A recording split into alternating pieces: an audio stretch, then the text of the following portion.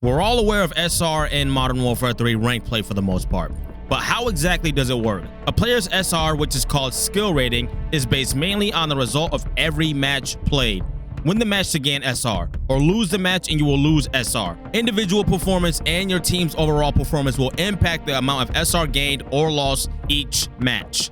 Let's talk a little more about how SR works in Modern Warfare 3, including how to get more, what influences your SR, and why you might not be getting as much SR as you think you should be getting. There is some intel in here to pay really close attention to, so let's lock in together. If this is your first time here, welcome, and if I return it, welcome back.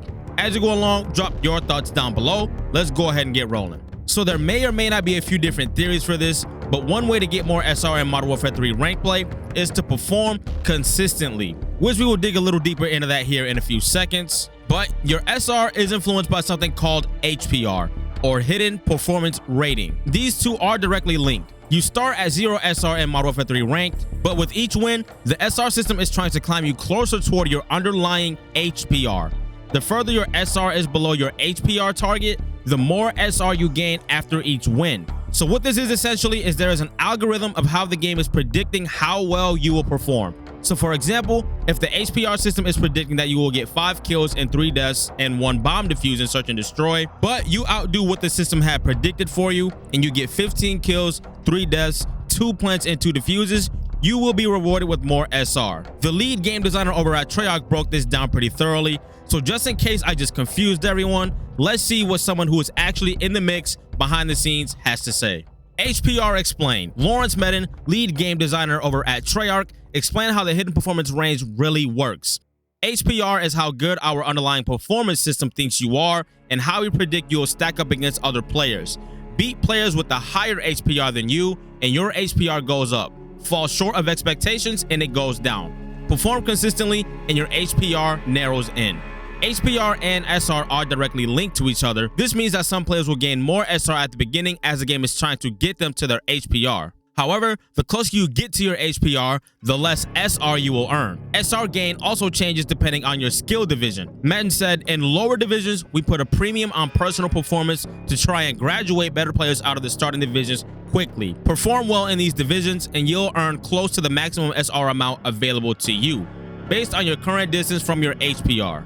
So if you notice your friends are getting more or less SR compared to yourself, chances are you guys may be at more different skill levels than you may think. Personally, it seemed like I flew out of the first few divisions in ranked play, and I was even unsure of why that has been the case. When I'm getting 100 plus SR and my teammates are only getting 60 to 80. Making sense for everyone so far? Now that we have this intel, I don't think the system is as random as we might have thought it was.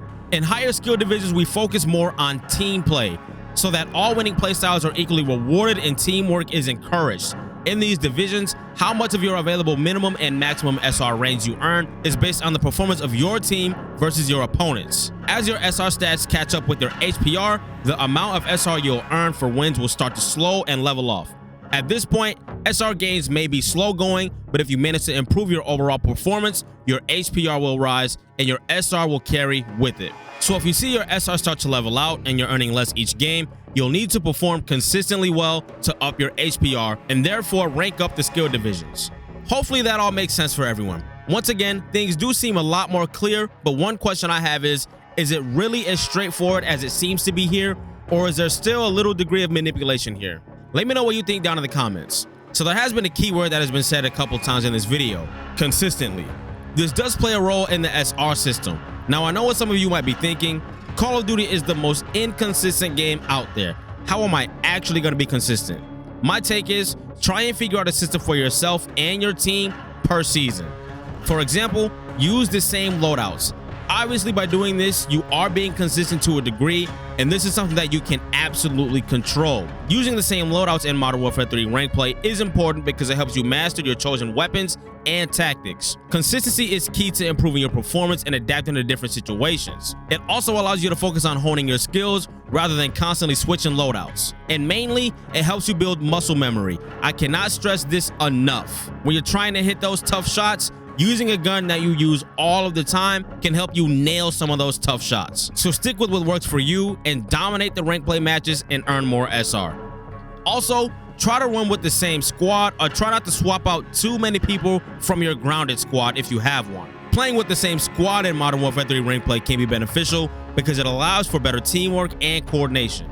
When you have a consistent group of players, you can develop strategies, communicate effectively, and understand each other's play styles. This gives you a competitive edge and increases your chances of winning matches. Plus, playing with randoms is hardly ever a good time. Next, stick to your game plan. If it ain't broke, don't fix it. My last point was to play with the same squad consistently. This way, you already know where everyone stands as far as their role on the team, strengths, weaknesses, and preferred play style. If you have someone you usually don't run with in the mix, you are kind of inadvertently knocking yourself out of system. The chances of you playing against the same team aren't very high, especially in the lower divisions. So you can develop a few plays and setups with the squad and pretty much try to execute them in every single match you play. Obviously, this is very situational though, but once again, being consistent across the board will most likely reward you with more SR in rank play. If you dug the content, there will be 2 more videos on the screen right here, and consider subscribing for more Modern Warfare 3 and other FPS content. Patiently waiting on X Defiant, and I've been flooded with the idea of the finals. Thank you all for your time. All y'all take care, and I'm out.